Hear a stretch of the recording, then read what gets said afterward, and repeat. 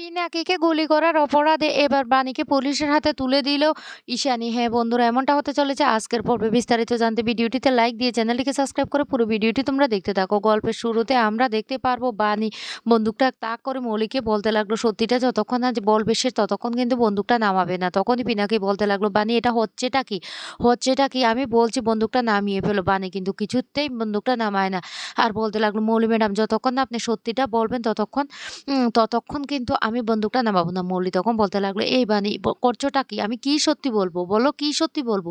তুমি এইভাবে আমাকে মারতে এসেছো, আমার বিয়েটা ভেঙে দিয়েছো, তারপর আমি কি সত্যি বলবো? বানি তখন বলতে লাগলো, আমি না এখনো বুঝতে পারছি না মৌলি ম্যাডাম আপনি কেন এইভাবে মিথ্যে কথা বলছেন? আপনি আকাশ পাতাল মিথ্যে কথা কি করে বলতে পারেন? আজকে আপনাকে না দেখলে না সেটা আমার কোনোদিন বিশ্বাস হতো না।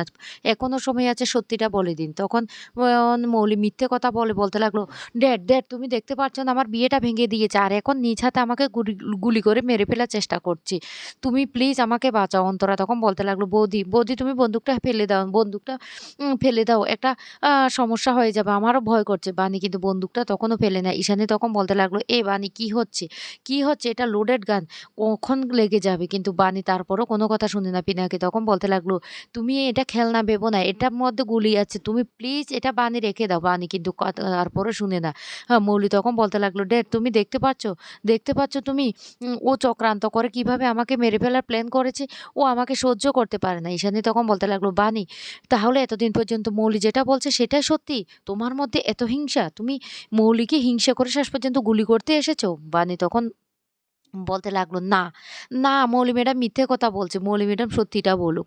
মৌলি ম্যাডাম যতক্ষণ না সত্যিটা বলবে ততক্ষণ কিন্তু আমি কিন্তু বন্দুকটা নিচে নামাবো না। তখন নয়নতারা দেবী বলতে লাগলো, ওগো শুনছো?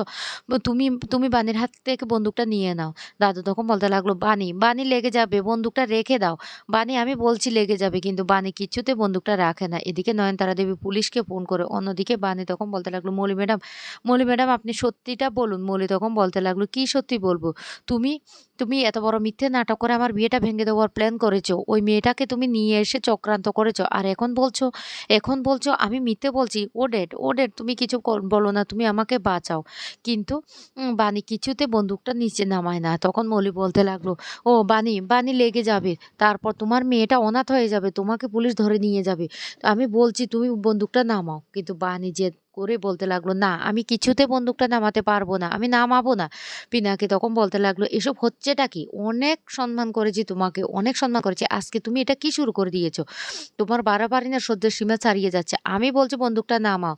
তুমি তুমি কিন্তু এবার বাড়াবাড়ির সীমাটা কিন্তু চরম পর্যায়ে পৌঁছে যাচ্ছ। এই বলে যখনই পিনাকি বন্দুকটা ধরতে যাবে তখনই হঠাৎ করে একটা গুলি এসে পিনাকির বুকে লেগে যায়। তখন পিনাকি চিৎকার করে উঠে, এদিকে রীতিমতো বাড়ির সবাই ভয় পেয়ে যায়। সবাই তখন বলতে লাগলো, কি করে হলো, কি করে হলো?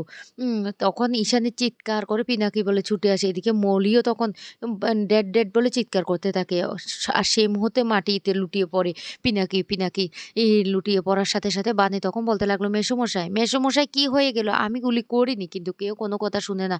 মৌলি তখন বলতে লাগলো, ও ড্যাড ড্যাড তোমার কি হলো, কি হলো তোমার? তুমি কথা বলো, চোখ খোলো। কিন্তু কিছুতেই চোখ খুলে না। এদিকে ঈশানীও কান্নাকাটি করতে থাকে আর বলতে লাগলো, চোখ খুলে। নয়নতারা দেবী তখন বলতে লাগলো, দেখতে পেয়েছো, দেখতে পেয়েছো এই মেয়েটার জন্য আজকে এত বড় সর্বনাশটা হয়ে গেল। এই মেয়েকে কিছুতেই ছাড়া যাবে না, কিছুতেই ছাড়া যাবে না। এই মেয়েকে আমি পুলিশে দেবো, জেলে দেবো। দাদু তখন পিনাকির জন্য খুব কান্না করতে থাকে আর বলতে লাগলো, পিনাকি পিনাকি কি হয়ে গেল, কি থেকে কি হয়ে গেল? পিনাকি চোখ খোল। কিন্তু পিনাকি কিছুতেই চোখ খোলে না। তখন বানি বলতে লাগলো, হাসপাতালে নিয়ে যেতে হবে মেসোমশাইকে, হাসপাতালে নিয়ে যেতে হবে এক্ষুনি, অ্যাম্বুলেন্সকে খবর দিতে হবে, কেউ প্লিজ একটা গাড়ি কল করো, পিনাকি মেসোকে হাসপাতালে নিয়ে যেতে হবে। কিন্তু কেউ কারো কোনো কথা শুনে না। এদিকে ঈশানী বলতে লাগলো, খবরদার খবরদার তুমি ওকে স্পর্শ করবে না, ওর কাছেও আসার চেষ্টা করবে না, আজকে তোমার জন্য ওর এমন অবস্থা হয়েছে। বানি তখন বলতে লাগলো, মা মা তুমি এ কথা বলছো? বিশ্বাস করো মা, আমি মেসোমশাইকে গুলি করিনি, আমি মেসোমশাইকে গুলি করিনি, গুলিটা কোথা থেকে লেগেছে আমি জানি না। কিন্তু ও নয়নতারা তখন বলতে লাগলো, তুমি গুলি করোনি, তাহলে হাওয়া থেকে কি গুলিটা লেগেছে? আজকে পিনাকির এই অবস্থার জন্য তুমি দায়ী, তুমি ওর এত বড় সর্বনাশটা করছো। মৌলি তখন বলতে লাগলো, মম আমি ওকে ছাড়বো না আমার ডেটের এত বড় ক্ষতি করার জন্য। আর তখনই সেই মুহূর্তে পুলিশ চলে আসে। পুলিশ আসার সাথে সাথে নয়নতারা তখন বলতে লাগলো, এই মেয়েটা গুলিটা করেছে। তখন পুলিশ বলতে লাগলো, এক্ষুনি অ্যাম্বুলেন্সকে খবর দিতে হবে। এই বলে অ্যাম্বুলেন্সকে খবর দেওয়ার বলতে লাগলো, এক্ষুনি তাড়াতাড়ি ওনাকে হাসপাতালে নিয়ে যান। আর আমরা ওনাকে নিয়ে যাচ্ছি।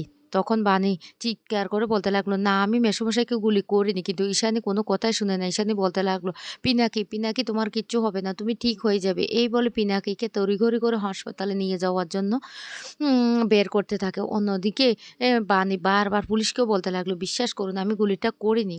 কিন্তু পুলিশ কোনো কথা শুনতে চায় না।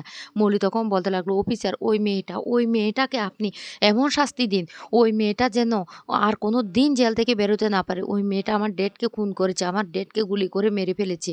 তখন নয়নতারা দেবীও বলতে লাগলো, "ওই মেয়েকে কিছুতেই ছাড়বেন না অফিসার। ওই মেয়েকে আপনারা নিয়ে যান।" পুলিশ তখন বলতে লাগলো, হুম, আমরা নিয়ে যাচ্ছি। আমরা ওকে নিয়ে কাস্টাডিতে রাখবো, তারপর ওকে আমরা আ জেলে দেব।" একথা বলার সাথে, সাথে নয়নতারা তখন বলতে লাগলো, "ওর এমন কঠিন শাস্তি দেবেন যাতে ও কোনোদিন সাজা না পায়, ছাড়া না পায়।" এই কথা বলার সাথে, সাথে পুলিশ অফিসার তখন বলতে লাগলো, "ঠিক আছে আপনারা তাড়াতাড়ি উনাকে হাসপাতালে নিয়ে যান। উনাকে হাসপাতালে নিয়ে গেলে হয়তো এখনো উনি বেঁচে যেতে পারেন। উনার অবস্থা কিন্তু খুবই আশঙ্কাজনক।" তারপরে নিয়ে হাসপাতালে রওনা দিয়ে দেয়।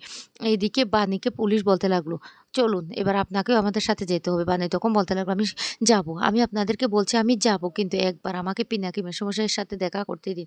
আমি না হাত জোর করে আপনাদের কাছে অনুরোধ করছি। বিশ্বাস করুন আমি গুলিটা করিনি। আমি একবার মেসোমশাইকে দেখব, তারপর আমি আপনাদের সাথে যাব।" অফিসার তখন বলতে লাগলো, "ঠিক আছে।" অন্যদিকে দেখা যায় অন্তরা বাড়িতে ফোন করে, আর বাড়িতে ফোন করে অনিরুদ্ধকে সবটা বলে যে হাসপাতালে আসার জন্য পিনাকি মেসোমশাইয়ের নাকি গুলি লেগেছে। এদিকে অপারেশন থিয়েটারে নিয়ে যাওয়া হয় পিনাকিকে, আর অপারেশন শুরু হয়ে যায়। অন্যদিকে এ ঈশানী বাইরে খুব কান্নাকাটি করতে থাকে। আর মৌলি তখন বলতে লাগলো, "ও মম তুমি কান্নাকাটি করো না। দেখবে ডেড ঠিক হয়ে যাবে। আমি বলছি ডেডের কিচ্ছু হবে না।" এদিকে বাইরে দাঁড়িয়ে থাকে অন্তরা। অন্তরা তখন বলতে লাগলো, "ও এখনো কেন দাদাভাইরা আসছে না? দাদাভাইদেরকে তো আমি বলে দিয়েছি।"